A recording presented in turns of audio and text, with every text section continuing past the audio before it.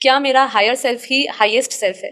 क्या higher self और highest self को दृष्टा और साक्षी भाव से जोड़ा जा सकता है? हाँ, नहीं, ये हाईएस्ट सेल्फ जो है वो तो साक्षी भाव है और हायर सेल्फ दृष्टा है। तो दृष्टा क्या है कि दृष्टा में जब होगा वो साक्षी बन भी सकता है, नहीं भी बन सकता है। तो इसलिए हाईएस्ट सेल्फ पूरा साक्षी भाव, आत्मस्वरूप, निराकार स्वरूप, बीज रूप अवस्था, वो हाईएस्ट सेल्फ, वो हाईएस्ट सेल्फ। क्योंकि वो जो सुपर कॉन्शियसनेस हम उसको बोल सकते हैं, बापूजी उसको अनकॉन्शियस स्टेट बोलते हैं, जहां पर हमारे 100% आत्मा का एनर्जी, ऊर्जा इमर्ज हो जाता है।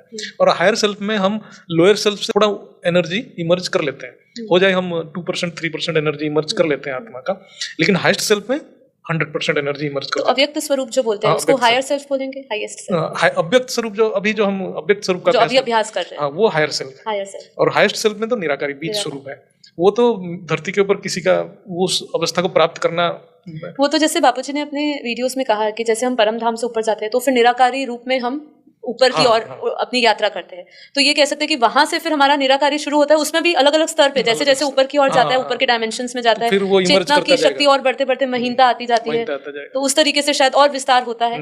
पर जो निराकारी स्टेट है वो परम धाम के ऊपर ही हम इसका एक्सपीरियंस कर सकते हैं, पॉसिबल ही नहीं है। क्या आत्मा का विकास तभी होता है जब वो आत्मा साक्षी भाव से सब देखे, या भावनाएं जरूरी है? भावनाएं मतलब भव सागर, हम जिसको बोलते हैं ना, भव सागर, भावनाओं के सागर। और हर वक्त इवन भक्ति मार्ग में बोलते हैं कि हमें भव सागर से तर लो।